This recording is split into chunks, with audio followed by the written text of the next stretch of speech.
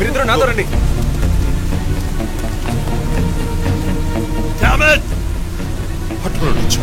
Miss చేశాను. ఇంత దూరం ట్రాక్ చేసి వచ్చేసాను. పట్టేదచ్చు.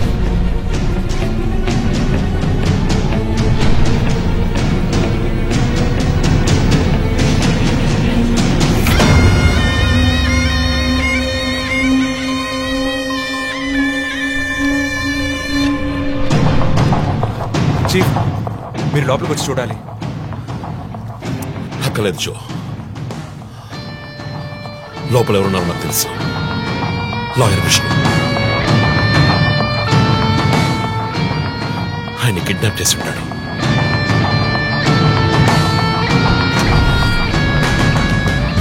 టార్చర్ పెట్టుంటాడు. ఉరి తీసి ఉంటాడు. రెండుసార్లు షూట్ చేసి ఉంటాడు.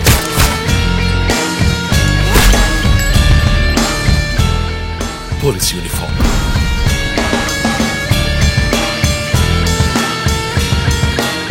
వీపిన ఫోన్ నంబర్, ధనుసు మాస్క్.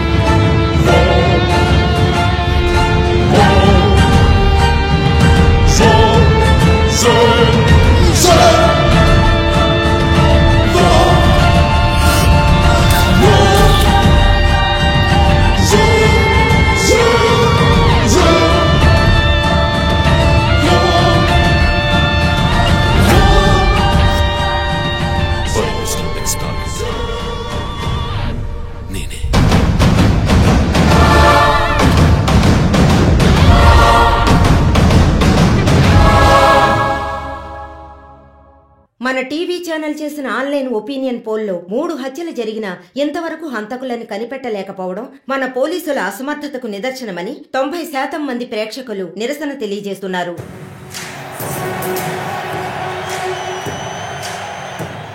ప్రముఖ communist Shivanand, doctor Ramya, advocate Vishnu ఇలా వరుసగా హత్యలు జరుగుతున్నాయి. దీని గురించి ఒక అడ్వకేట్ గా మీ ఒపీనియన్ ఏంటో చెప్పండి. సార్, ఎవరో ఒకడు ముఖ్యమైన వ్యక్తుల్ని వరుసగా చంపుకుంటూ వస్తున్నాడు. ఇది కనిపెట్టడానికి మన వాళ్ళెవరికి దమ్ము లేదు. ఆవు అంటే స్కాట్లాండ్ అది మీరు ఒకరిని చెప్పగలరు, ఒక గ్యాంగ్ చేసిందని అనుకోవచ్చు కదా. సార్, ఒక్కరో గ్యాంగో ఇప్పుడు ఆ విషయం అంత ముఖ్యమంటారా? లోకంలో ఉన్న సమస్యలే కాకుండా ఇదొక సమస్య. దీని గురించి అడుగుతుంటే పోలీస్ వాళ్ళు సరిగా సమాధానం చెప్పడం లేదు, అలాగే క్రైమ్ డిపార్ట్మెంట్ కూడా సరిగా స్పందించడం లేదు. మన ప్రభుత్వం అయితే పట్టించుకోవడమే మానేసింది. పేపర్ చదవాలంటేనే భయంగా ఉంది. మీరు చెప్పేది కరెక్టే, కానీ ఈ సోషల్ మీడియాలో ఈ ఫేస్బుక్, వాట్సాప్ అంటూ తరువాత ఇతన్నే హత్య చేయబోతున్నాడని వారి వారి ఇష్టానికి ఫోటోలు పంపుతూ ప్రతి ఒక్కరిని భయభ్రాంతులకు గురి చేస్తున్నారు. దీనికి మీరేమంటారు ప్రసన్న గారు? అన్ని టీవీలో నేనే మాట్లాడుతున్నానని, నన్నే చంపాలని, నన్నే ట్యాగ్ చేసి ట్వీట్ చేస్తున్నారు మీరొకరు. సోషల్ మీడియాలో వచ్చే వార్తల్ని మనం సీరియస్ గా తీసుకుంటే బ్రతకడం చాలా కష్టం సార్.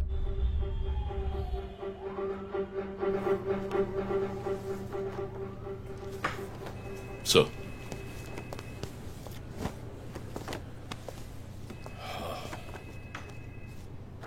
రంజిత్, వాడి నెక్స్ట్ టార్గెట్ నువ్వే అని ఎలా చెప్పగలుగుతున్నావు? డాక్టర్ రమ్య ఫారెన్సిక్ పెథాలజిస్ట్ గా వర్క్ చేయగా లాయర్ విష్ణు ఎవిడెన్స్ ని అప్రూవ్ చేసిన కేసు, నేను ఇన్వెస్టిగేట్ చేసిన కేసు. Catherine Emmanuel.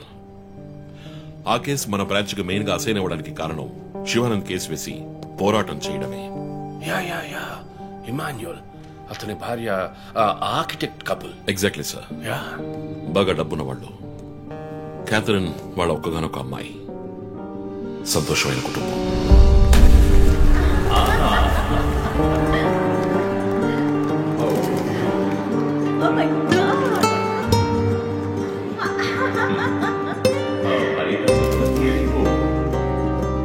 ఆ ఇంట్లో పనివాడు ఉండేవాడు, పేరు మరియదాసు. పనివాళ్ళ కాకుండా కుటుంబంలో ఒకటిగా కలిసిపోయాడు. వంట పని చేయడం, ఇంటి పని చేయడం, క్యాథరిన్ స్కూల్కి డ్రాప్ చేయడం అన్ని వాడే చూసుకునేవాడు.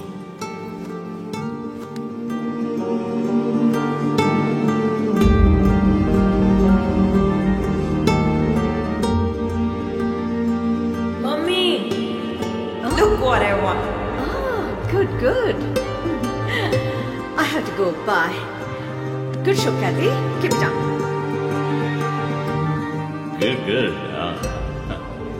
బాగా బిజీగా ఉన్న పేరెంట్స్ దగ్గర దక్కని ప్రేమ అభిమానం క్యాథరిన్ కి మరియదాస్ దగ్గర దక్కాయి.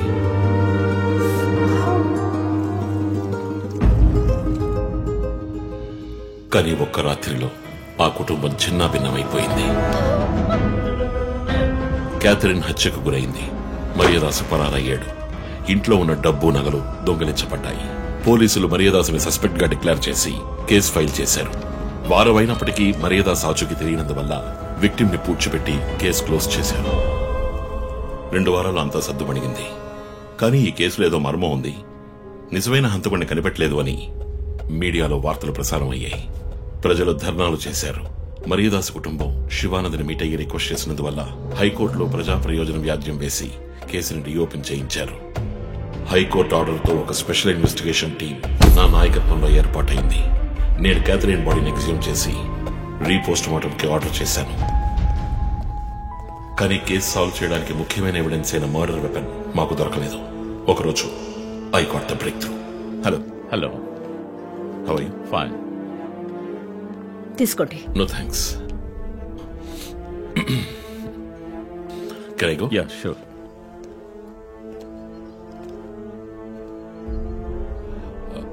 ఓ, మీరు గోల్ఫ్ ప్లేయరా? Yes sir. ఏ క్లబ్ లో ఆడుతున్నారు? గచ్చిబౌలి క్లబ్ లో. నేను race club player. Just beginner. మీ అంత కాదులేండి. అడిగిన ప్రశ్నలకు మాత్రం ముక్తసరిగా సమాధానం చెప్పారు. కూతుర్ను పోగొట్టుకున్న దుఃఖంలో ఉన్నారని నేను పెద్దగా పట్టించుకోలేదు. అప్పుడే ఒక విషయం గమనించాను. ఒక గోల్ఫ్ కిట్ లో 16 క్లబ్బులుంటాయి. అన్ని ఇంచుమించు ఒకేలాగుంటాయి. ఒకే ఒక క్లబ్ తప్ప. అదే పట్టర్. హోల్ దగ్గరున్న బంతిని కొట్టడానికి యూజ్ చేసే క్లబ్. ఇమాన్యుయల్ దగ్గరున్న కిట్ లో ఆ పట్టర్ కొత్తదిగా ఉంది.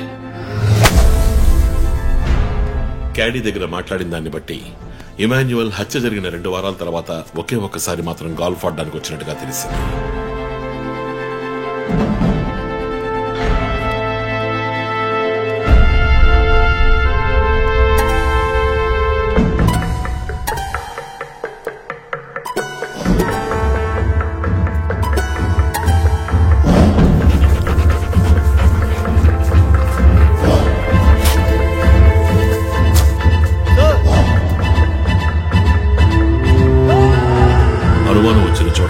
దొరికిన గోల్ఫ్ పటర్ మేక్ ఫింగర్ ప్రింట్స్ బట్టి చూస్తే అది ఇమాన్యుయల్ కి చెందిన మిస్సింగ్ పటర్ గా తేలింది. ఫోరెన్సిక్ ల్యాబ్ ఎగ్జామినేషన్ లో మేము వెతుకుతున్న మర్డర్ వెపన్ అదేనని నిర్ధారణ అయింది. డిఎన్ఏ రిపోర్ట్ లో 2 ముఖ్యమైన ఆధారాలు దొరికాయి. ఫస్ట్, క్రైమ్ స్పాట్ లో క్యాథరిన్ మాత్రమే కాదు, మరియదాసు రక్తం కూడా ఉంది. సెకండ్లీ, దొరికిన గోల్ఫ్ పటర్ మీద ఉన్న బ్లడ్ ట్రేసెస్ మరియదాసువి. సో మరియదాసు మిస్ కాలేదు, మర్డర్ చేయబడ్డాడని కనిపెట్టాను. పెథాలజీ రిపోర్ట్ ప్రకారం ఆ అమ్మాయి చనిపోవడానికి ముందు సెక్స్ లో పాల్గొన్నట్టుగా కన్ఫర్మ్ అయింది. స్పర్మ్ డిపాజిట్ లో ఉన్న డిఎన్ఏ మరియదాసు డిఎన్ఏతో మ్యాచ్ అయింది. కేసు సాల్వ్ చేసేసాం.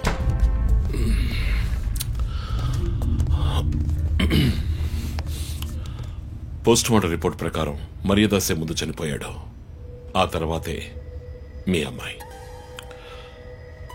మీ ఇంటి సీసీటీవీ ఫుటేజ్ పరిశీలించి చూడగా అనుమానాస్పదంగా ఎవరూ లోపలికి రాలేదు. కానీ ముఖ్యంగా మరియదాసు డెడ్ బాడీ మీ ఫామ్ హౌస్ లో దొరికింది. పార్టీ క్యాన్సిల్ అయితే ముందే చెప్పకర్లా? Big waste of time. కొత్త కారులో టెస్ట్ డ్రైవ్ వెళ్ళామనుకుంటా పోలా.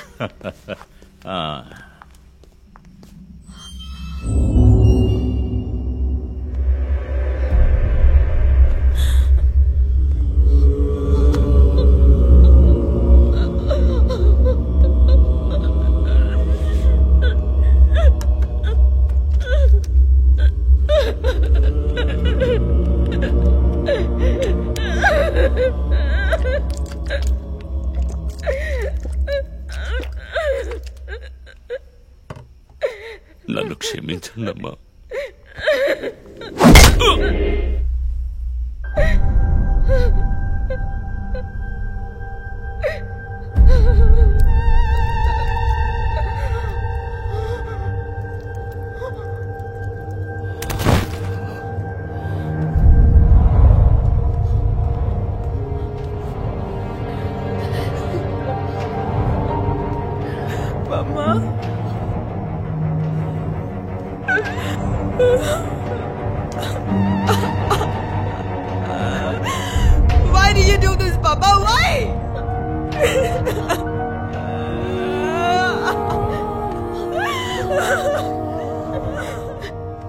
తక్కువ చేశావు కానీ నీకేమైనా పిచ్చి పట్టిందా? చూడు, నువ్వు చిన్నపిల్లవి, నీ మంచి కోసమే చెప్తున్నాను. అంతా మేము చూసుకుంటాం.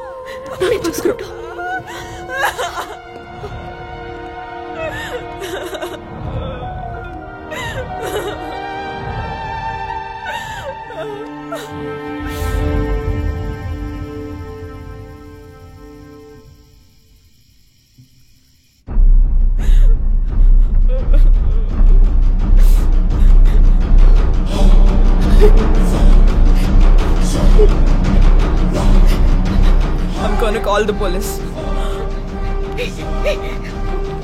వద్దు. Please leave me. వద్దు. Do something. Stop her. Kathy, Do పోలీసులు something. చెప్పొద్దు. Stop her. I want you to stop.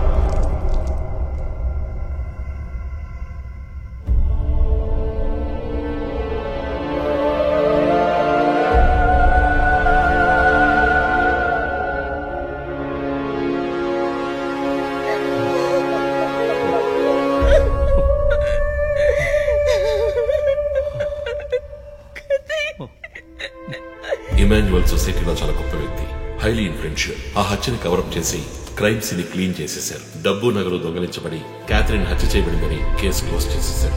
నేను ఇన్వెస్టిగేట్ చేసిన తర్వాతే నిజాలు బయటపడ్డాయి. సార్, ఒక తండ్రిగా నా పరిస్థితి ఆలోచించండి సార్. 16 ఏళ్లు నిండని పిల్ల సార్. ఇంట్లో ఉన్న పని వాడితో కోపంలో ఆ పని చేశాను సార్. మరీదాస్ రేప్ చేసి చంపేశాడు.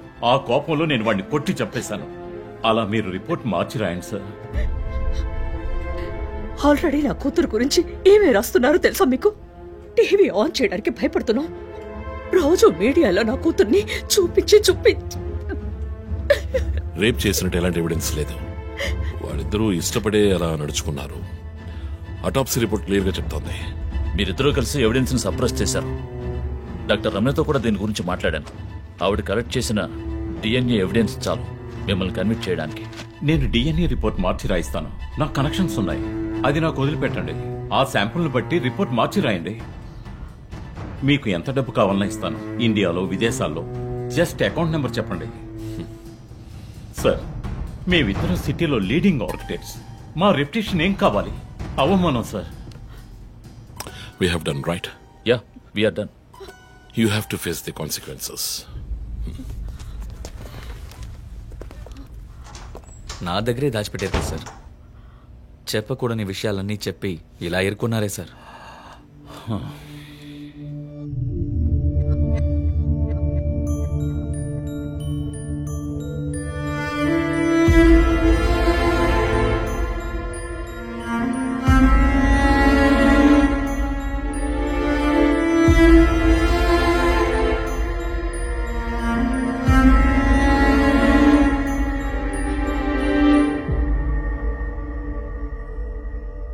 క్యాథరిన్ వయస్సు మనల్ని అర్థం చేసుకోలేదు. అడిగిందల్లా కొనిచ్చాం. డబ్బు ఖర్చు చేసామే కానీ కొంచెం టైము ఖర్చు చేసి ఉండాల్సింది.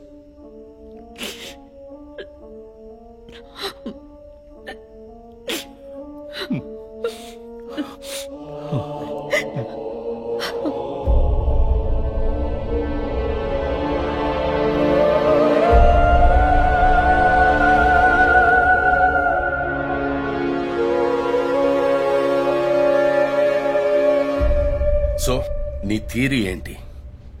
శివానంద్, డాక్టర్ రమ్య, విష్ణు, ఆ తర్వాత నేను, మా నలుగురిని కనెక్ట్ చేసే కేసు ఇది. ఈ కేసు వల్ల బాధించబడ్డ ఎవరో ఒకరే సస్పెక్ట్. ఎవరు? ఆ కుటుంబంలో అందరూ చచ్చిపోయారు కదా. రిలేటివ్స్. వాళ్ళ చావు వల్ల బాధించబడ్డ ఎవరైనా ఒకళ్ళు. వాళ్ళు చచ్చిపోయి 3 ఏళ్ళు అయింది. ఇన్నాళ్ళు లేనిది ఇప్పుడు ఎందుకు జరుగుతోంది? I'm not convinced. Sir, investigation చేస్తేనే కదా sir. Ranjith, I'm sorry, I have to do this. ఇక నుంచి ఈ కేసు నేను తీసుకుంటున్నాను. మీరిద్దరూ నాకు రిపోర్ట్ చేయండి. Sir please sir. నువ్వు పర్సనల్ గా ఇన్వాల్వ్ అయ్యావు. నీ జడ్జ్మెంట్ సరిగ్గా ఉండదు. నీకు పార్కిన్సన్స్ ఉందని నా దగ్గర దాచడమే తప్పు. ఆ రోజు ఏమైనా అయి ఉంటే? సార్, నేను ఇన్వెస్టిగేషన్ లో ఉండి తీరాలి సార్. ఉంటావు, కానీ ఫీల్డ్ వర్క్ లో కాదు. Vandana, I'm ready to meet the press.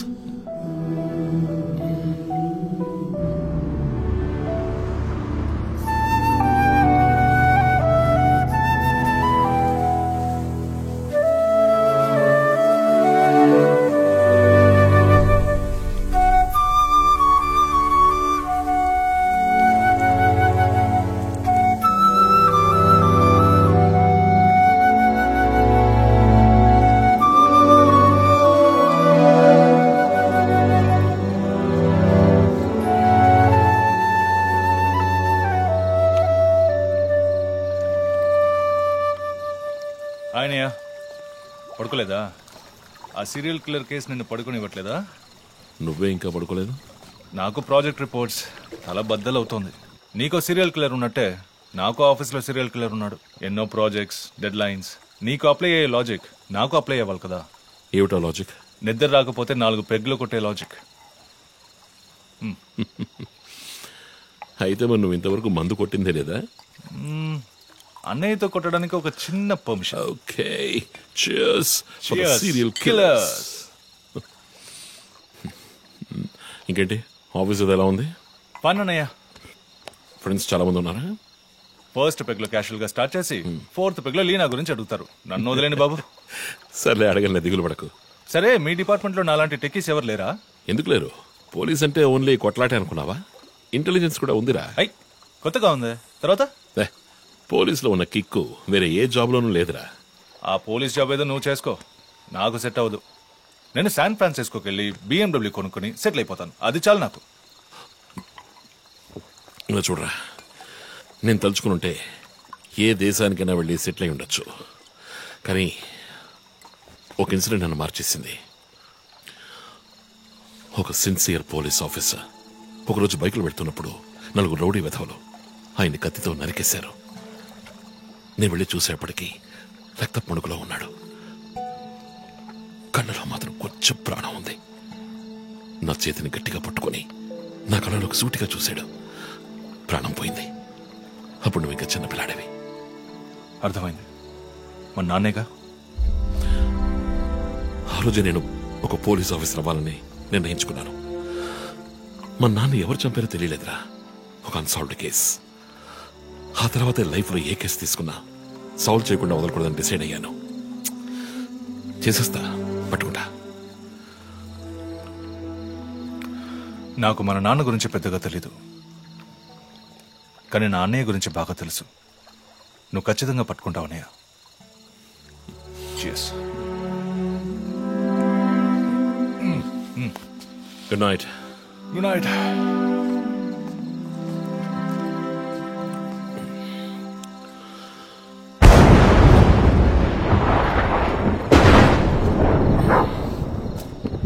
Okay.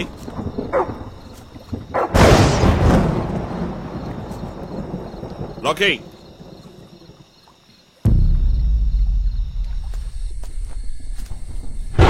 Okay.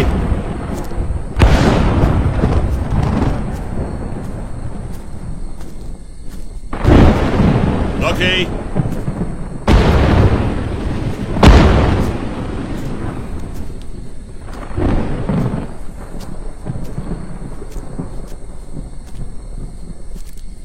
Okay.